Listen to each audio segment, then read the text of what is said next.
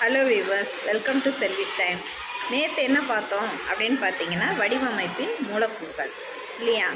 அது ஒரு 5 திங்ஸ் பார்த்தோம். அடுத்தது இன்னைக்கு வடிவமைப்பின் நியதிகள். நியதிகள் வந்து ஒரு 4 இருக்குது. நியதிகள் அப்படின்னு பார்த்திங்கன்னா ஃபார்முலா, அதாவது ஒரு ட்ரெஸ் டிசைன் இருக்கணும்னா இதெல்லாம் இருந்தால் அந்த டிசைன் நல்லாயிருக்கும் அப்படிங்கிறது தான். ஃபஸ்ட்டு ஒன் என்ன அப்படின்னு பார்க்கலாம்.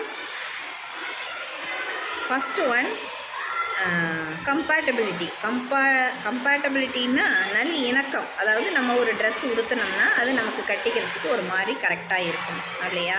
சாஃப்டாக இருக்கணும். சில பேர் விரும்புவாங்க, ஒரு பேர் காட்டன் மாதிரி விரும்பணும். அந்த மாதிரி நம்ம கம்பேட்டபிலிட்டி இருக்கணும். அடுத்தது சமநிலைன்னா பேலன்ஸ். ஒரு ட்ரெஸ்ஸு இந்த ட்ரெஸ் போட்டால் தான் எனக்கு பேலன்ஸ் கரெக்டாக இருக்கும் அப்படிங்கிற மாதிரி அது பேலன்ஸ், சமநிலை. மூணாவது பார்த்திங்கன்னா வலியுறுத்தல் விகிதம்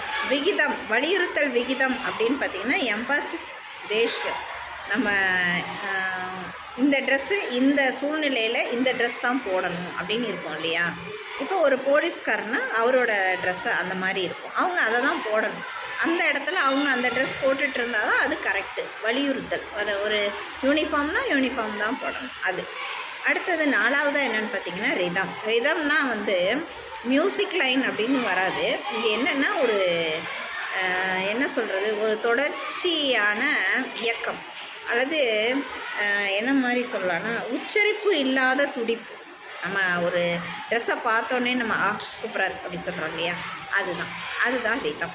மொத்தம் வடிவமைப்பின் நியதிகள் 4 இருக்குது. 1 நல் இணக்கம், 2வது சமநிலை, 3வது வலியுறுத்தல் விகிதம், 4வது ரிதம். இதுதான். தேங்க்யூ.